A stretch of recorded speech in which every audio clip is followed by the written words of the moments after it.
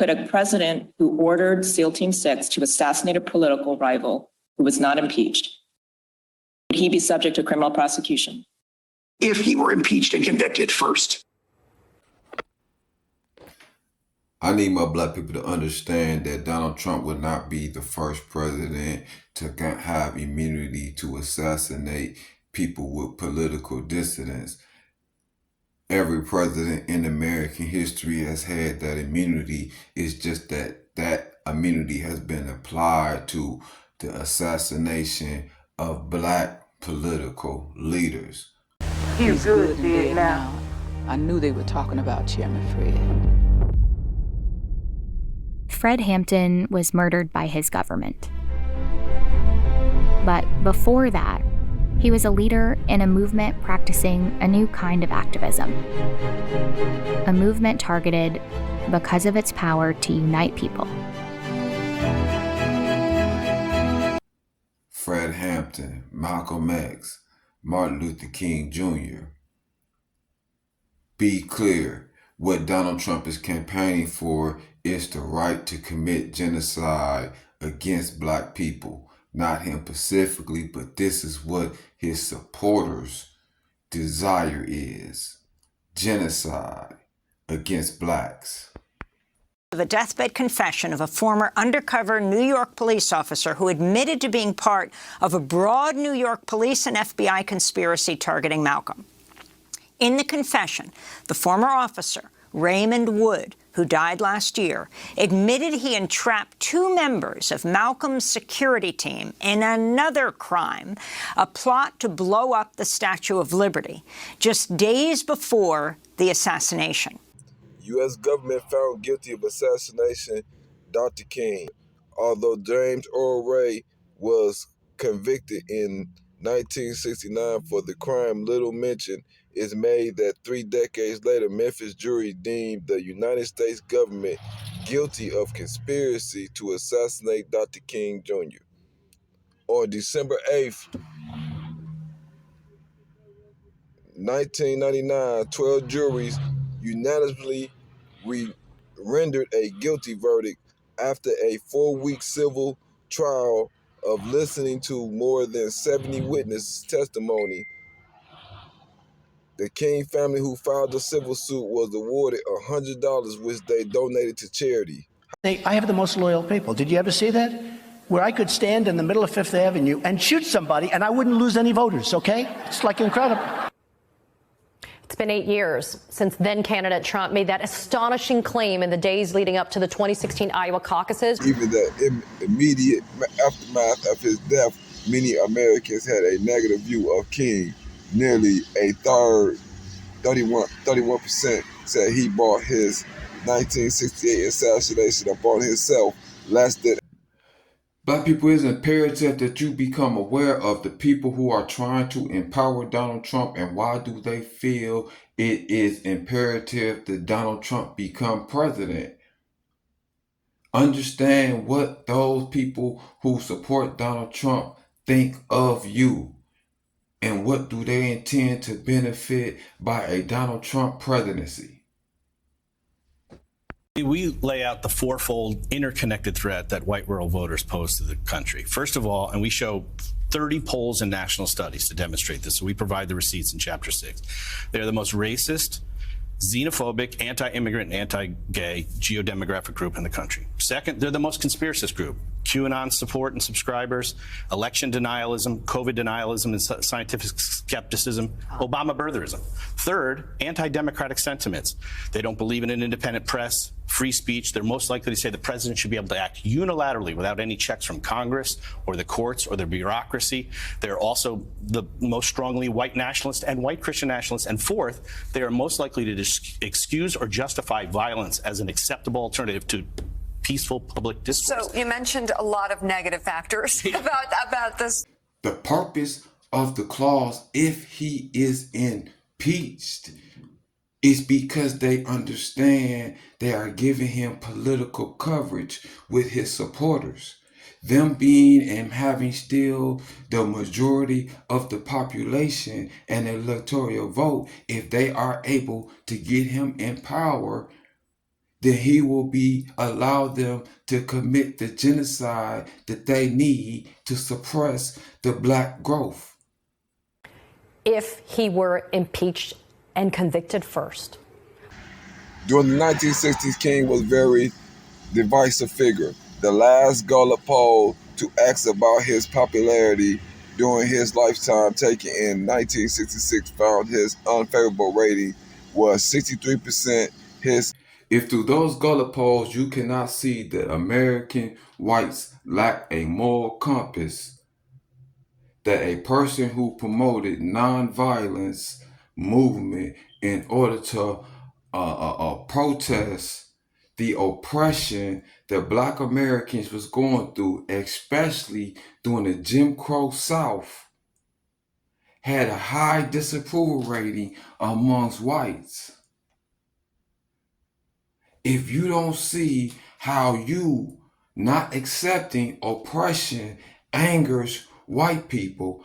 As a starting point, the problems that rural America has, which are very real and very profound, they have the more problematic education systems. They have poor infrastructure. They've had a lack of economic opportunity. We've seen a lot of manufacturing jobs leave from rural areas. And that kind of left them open to someone like Donald Trump, who would come along and tell them something that was true, that there is a system that has not served them well.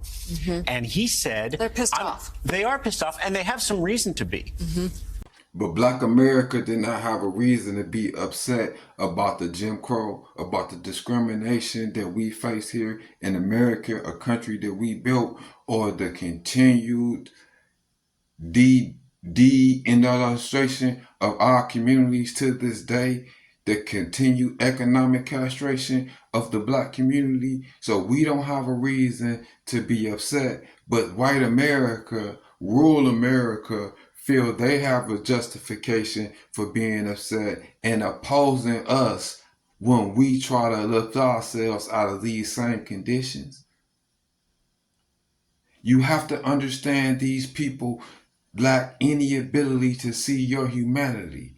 They have a us against them mentality, and their whole objective is your destruction. They're plotting and planning for your genocide. On July 2nd, President Johnson signed into law the Civil Rights Act. It was the strongest... In the 1960s, racial progress in the U.S. was at a turning point.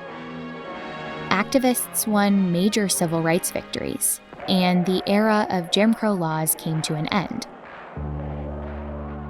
But at the end of the decade, there were still deep social and economic gaps for Black people across the country.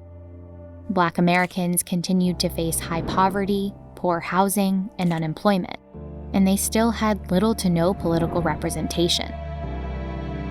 These disparities and an increase in brutal police violence led to uprisings across the country. Many young Black activists grew frustrated that the changes they'd hoped for hadn't come. It's just the opposite of being a white man. That's about the best I can abbreviate that for you. And the sad thing about it is all the things they have complaints about are the same things that their politics forced Black people into when they voted in Jim Crow, when their parents voted in Jim Crow. And the same things we're doing to counter that, they hate diversity. They hate any affirmative action to counter that their politics forced us into dilapidated communities, dilapidated schools. Now they're complaining about those same conditions while hating on Blacks who are opposing the over-policing and brutality of our community. This is the ignorance that we have to deal with these white people. This is why there could be no joining of forces, because they're so working against their effort, their own self-interest. They're depriving themselves of freedom because they hate us that much. A conduit to their rage, isn't he also a symbol of their aspirations to an extent? They are, but what are their aspirations? As we write the book, I guess, but they're not getting there, right? Poverty is soaring in between 20... And why aren't they seeing that? I think this is the disconnect, right? They'd rather channel their rage. I think what a lot of rural white Americans have decided is that their economic fortunes are decided by globalization and, frankly, late-stage capitalism, which is eating up all the mom-and-pop stores and taking away, you know, the extractive industries and coal and farming and so forth. So they might as well vote on their cultural issues. They might as well vote on God, gun, and religion because they feel like neither party is going to deliver any material benefit. They're not going to reverse the closure of rural pharmacies and rural hospitals and rural healthcare treatment facilities, which are now disappearing, not because of communism and not because of socialism, but because of capitalism, right? Rural pharmacies and hospitals are closing because they're not money makers, and unless they're part of a regional chain, they're disappearing. So Trump comes in and says, let's just hate on cities. Let's just hate on minorities. Let's hate on immigrants. And at least they can deliver on that. And so they're not even voting in their material interests anymore.